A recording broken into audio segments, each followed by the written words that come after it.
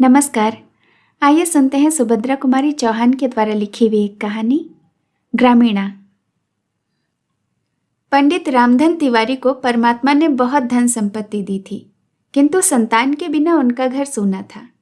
धन धान्य से भरा पूरा घर उन्हें जंगल की तरह जान पड़ता। संतान की लालसा में उन्होंने न जाने कितने जप तप एवं विधान करवाए, और अंत में उनकी ढलती उम्र में पुत्र तो नहीं किंतु एक पुत्री का जन्म अवश्य हुआ। तिवारी जी ने खूब खुले हाथों खर्च किया। सारे गांव को प्रीति भोज दिया गया। महीनों घर में ढोलक ढनकती रही। कन्या ही सही, पर इसके जन्म से तिवारी जी के निसंतान होने का कलंक धुल गया। कन्या का रंग गोरा चिट्टा, आंखें बड़ी बड़ी, चौड़ा माथा और सुंदर सी नासिका थी। उसका नाम रखा गया सोना। सोना का लालन पालन बड़े लाड़ प्यार से होने लगा। सोना के 7 साल होने पर तिवारी जी ने घर में एक मास्टर लगाकर सोना को हिंदी पढ़वाना आरंभ करवाया। सोना ने थोड़े ही समय में रामायण महाभारत पढ़ना आरंभ कर दिया। ज़्यादा पढ़ाकर उन्हें सोना से कोई नौकरी तो करवानी थी नहीं, इसलिए सोना का पढ़ना बंद करवा दिया गया। अब सोना 9 वर्ष की सुकुमार सुंदर बालिका थी। उसकी सुंदरता और सुकुमारिता को देखकर गांव के लोग कहते, तिवारी जी, आपकी बेटी तो देहात के लायक है ही नहीं, इसका विवाह तो कहीं शहर में करना। सुनते हैं शहर में बड़ा आराम होता है। तिवारी जी की बहन जानकी का विवाह तो गांव में ही हुआ था, किंतु इधर कुछ समय से वह शहर में जाकर रहने लगी थी। जब कभी वह शहर से चौड़े किनारे की साड़ी, आधी बाह का लेस लगा जैकेट, पैर में काले काले स्लीपर पहनकर आती, तो सारे गांव की स्त्रियां दौड़ दौड़कर उसे देखने आती। जानकी के पति नारायण ने मिल में नौकरी कर ली थी। उसे 20 रुपये माहवार मिलते थे। अब वह देहाती न था, 16 आने का शहरी बाबू बन गया था। जब कभी गांव में आता, कान में इत्र का फाहा जरूर रखता। गांव वालों को अपने जीवन से शहर का जीवन ही सुखमय और शांतिदायक मालूम होता। इन सब बातों को देखकर और सोना की सुकुमारिता को देखते हुए सोना की मां नंदो ने निश्चय कर लिया था कि मैं अपनी सोना का विवाह शहर में ही करूंगी। किंतु सोना को इसका कुछ भी ज्ञान नहीं था। वह तो अपने देहाती जीवन में ही मस्त थी। वह दिन भर स्वच्छंद फिरा करती। कभी कभी वह समय पर खाने आ जाती और कभी कभी खेल में खाना भी भूल जाती। सुंदर चीजें इकट्ठी करने का और उन्हें देखने का उसे व्यसन था। गांव में उसे अपने जोड़ की कोई लड़की न मिलती, इसलिए किसी लड़की से उसका अधिक मेलजोल भी न था। नंदो को सोना की स्वच्छंद प्रियता पसंद न थी, किंतु वह सोना को दबा भी न सकती थी। जब कभी भी वह सोना को इसके लिए कुछ भी कहती, तिवारी जी उसे आड़े हाथों लेते। कहते, लड़की है, पराए घर तो उसे जाना ही पड़ेगा। क्यों उसके पीछे पड़ी रहती हो? जितने दिन है खेल लेने दो, तुम्हारे घर जन्म भर थोड़े ही बनी रहेगी। लाचार नंदो चुप रह जाती। सोना ने 13वें साल में पैर रखा, किंतु तिवारी जी का इस तरफ ध्यान नहीं था। एक दिन नंदो ने उन्हें छेड़ा, सोना के लिए विवाह की भी कुछ फिक्र है? तिवारी जी चौंक उठे और बोले, सोना का विवाह? अभी वह कै साल की है? किंतु यह कितने दिन चल सकता था? लड़की का विवाह तो करना ही पड़ता है। इधर सोना अभी निरी बालिका ही थी। वह राजा रानी का खेल खेला करती।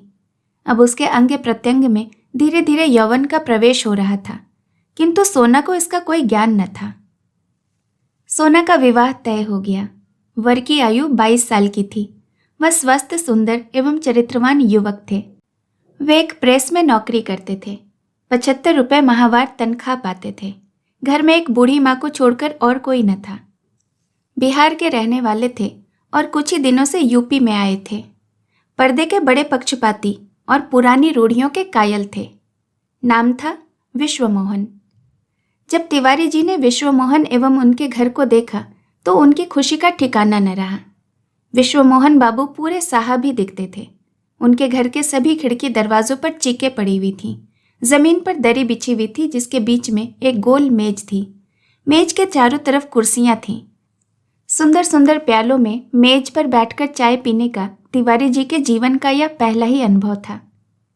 चाय पीने के बाद तिवारी जी ने 2 गिन्नियां वरीक्षा में देकर शादी पक्की कर दी। रास्ते में नारायण ने कहा, घर में देखा कितना पर्दा है। इनकी माँ बूढ़ी हो गई है, मगर मजाल है जो कोई उनकी परछाई को भी देख ले। तिवारी जी खुशी खुशी घर लौटे। घर आकर उन्होंने नंदो के सामने वर के रूप और गुण का बखान किया तो नंदो फूली न समाई। वह जैसा घर और वर अपनी पुत्री के लिए चाहते थे वैसा ही उसे मिल गया। इसके लिए उन्होंने परमात्मा को धन्यवाद दिया और नारायण को मन ही मन आशीर्वाद दिया। सोना ने जब सुना कि उसका विवाह हो रहा है तब वह दौड़कर आई और माँ से पूछा, माँ, विवाह कैसा होता है और क्यों होता है?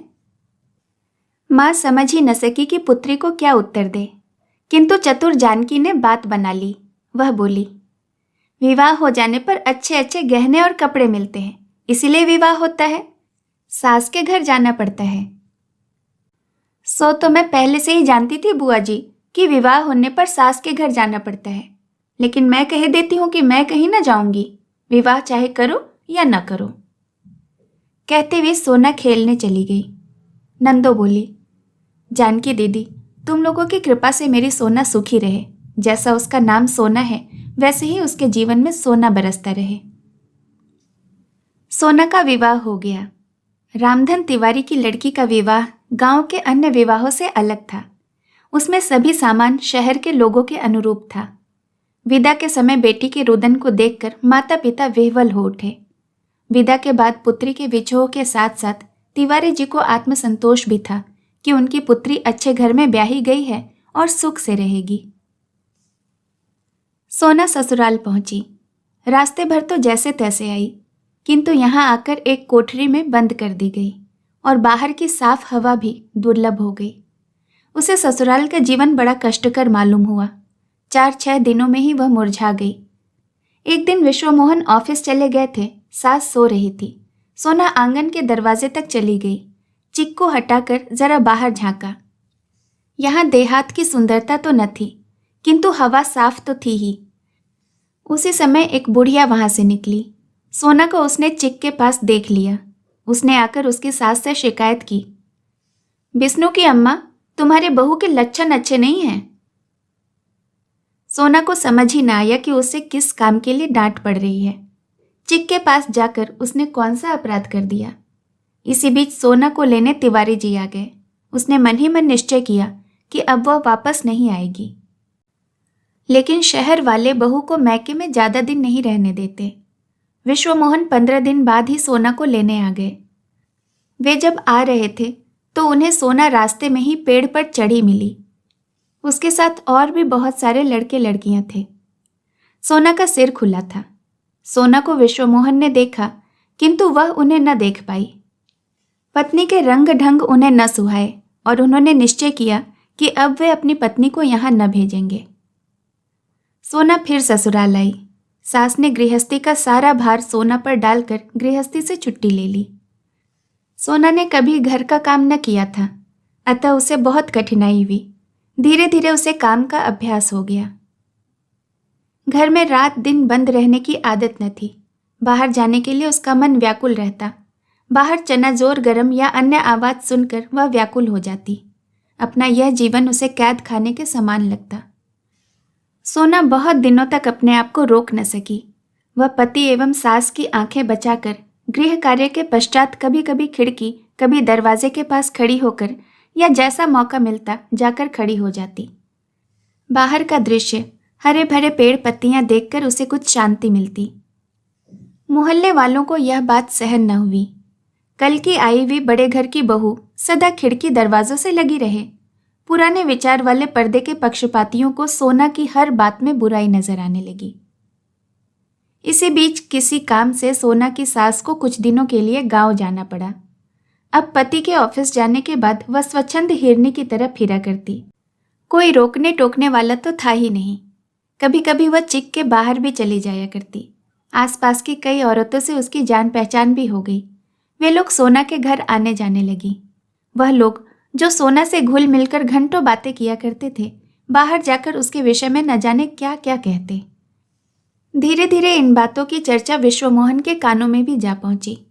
उन्होंने गांव से अपनी माँ को बुला भेजा। साथ ही सोना को भी समझा दिया कि वह संभल कर रहे। सास के आने पर सोना पर फिर से पहरा बैठ गया। सोना का मन जरा सा मौका पाते ही साफ हवा के लिए मचल उठता और वह अपने आप को रोक न पाती। सख्त पर्दे में रहना उसके लिए कठिन सा हो गया था। एक दिन विश्वमोहन को शहर के बाहर किसी काम से जाना पड़ा। सास खाना खाने के बाद लेट गई। सोना ने गृहस्थी का काम समाप्त करने के बाद कपड़े बदले और एक पुस्तक पढ़ने बैठ गई। पुस्तक कई बार पढ़ी हुई थी, इसलिए उसका मन उस पुस्तक में नहीं लग रहा था। उसी समय ठेले वाले ने आवाज दी, हर माल मिलेगा 2 पैसा। किताब फेंक कर सोना दरवाजे की तरफ दौड़ी। ठेले वाला दूर निकल गया था। निराश होकर वह वापस लौटने ही वाली थी कि पड़ोस में रहने वाला बनिया का लड़का फैजू दौड़ता हुआ आया और बोला, भौजी सुई धागा हो तो जरा मेरे कुर्ते में बटन टाक दो, मैं कुश्ती देखने जाता हूँ। सोना ने पूछा, कुश्ती देखने जाते हो या लड़ने? फैजू ने मुस्कुरा कर कहा, दोनों काम करने भौजी, पहले बटन तो टाक दो, नहीं तो देर हो जाएगी। सोना सुई धागा लगाकर बटन टाकने लगी। फैजू वहीं फर्श पर सोना से जरा दूर हटकर बैठ गया। गाड़ी 3 घंटे लेट थी। विश्वमोहन ने सोचा कि यहाँ बैठे बैठे क्या करेंगे, चले तब तक घर में बैठकर आराम करेंगे। सामान स्टेशन पर ही छोड़कर स्टेशन मास्टर की साइकिल लेकर विश्वमोहन घर पहुंचे। बैठक में फैजू को बैठा हुआ देखकर उनके तन बदन में आग लग गई। अपने गुस्से को पीकर चुपचाप अंदर आए और माता के पास आकर बैठ गए। सोना ज्यों त्यों किसी प्रकार बटन टाक कर कुर्ता फैजू को देकर अंदर आ गई। उसने स्वप्न में भी न सोचा था कि जरा सी बात यहाँ तक बढ़ जाएगी। पति का चेहरा देखकर वह सहम गई। उसने डरते डरते पति से पूछा, कैसे लौट आए? विश्वमोहन ने रुखाई से उत्तर दिया, गाड़ी लेट है। सोना ने फिर पूछा, अब कब जाओगे? विश्वमोहन ने तीव्र दृष्टि पत्नी पर डाली और कठोर स्वर में बोले, गाड़ी 3 घंटे बाद आएगी, तब चला जाऊंगा। सोना के आग्रह करने पर विश्वमोहन अपने कमरे में गए। कुर्सी पर बैठकर एक पुस्तक के पन्ने पलटने लगे। पढ़ने के नाम पर कदाचित वे एक अक्षर भी न पढ़ पाए। अपनी अंतर्वेदना को चुपचाप लहू के घूंट की तरह पी रहे थे। सोना का आचरण उन्हें पीड़ा पहुंचा रहा था। पति की आंतरिक वेदना उससे छिपी नहीं थी। उसने अपना सिर विश्वमोहन के पैरों पर रख दिया और बोली, इस बार मुझे माफ कर दो, अब तुम जो कहोगे वही मैं करूंगी, मुझसे नाराज न हो। विश्वमोहन के पैरों पर जैसे किसी ने जलती हुई आग धर दी हो। तिरस्कार के स्वर में बोले, यह बात आज क्या तुम पहली बार कह रही हो? यह मौखिक प्रतिज्ञा है, हार्दिक नहीं। अब तुम्हारे इस आचरण के कारण मैं शहर भर में सिर उठाने के काबिल नहीं रहा। जो जी में आता है करती हो। भला यह शोहदा तुम्हारे पास बटन टकवाने क्यों आया? तुम इनकार न कर सकती थी। सोना ने भय कातर दृष्टि से पति की ओर देखते हुए कहा, जरा सा तो काम था, पड़ोसी धर्म के नाते मैंने सोचा कि कर देना चाहिए। इसी प्रकार की जरा जरा सी बातें बड़ी बड़ी हो जाया करती हैं। निभाया करो पड़ोसी धर्म, मगर मेरी इज्जत का ख्याल मत करना। कहते हुए विश्वमोहन बाहर चले गए। आहत अपमान से सोना तड़प उठी। वह कटे हुए वृक्ष की भांति खाट पर गिर पड़ी और खूब रोई। रो लेने के बाद उसका जी हल्का हुआ। उसे अपने गांव का स्वच्छंद जीवन याद आने लगा। नदी पर गांव भर की बहू बेटियां एक साथ स्नान करने जाती थीं और फिर एक साथ गाती हुई लौटती। कितना सुखमय जीवन था वह। चने के खेत में चने की नर्म नर्म पत्तियां खाया करते। वहां छीना झपटी भी हो जाया करती। अपने पड़ोसी कुंदन के लिए वह माँ से झगड़कर मिठाई भी ले जाती थी। क्रोशिया से एक सुंदर गोल बटुआ बनाकर उसने कुंदन को दिया था। कुंदन की भाभी नई नई ब्याह कर आई थी। वह भी उन लोगों के साथ स्नान करने जाती, साथ बैठकर झूला भी झूलती।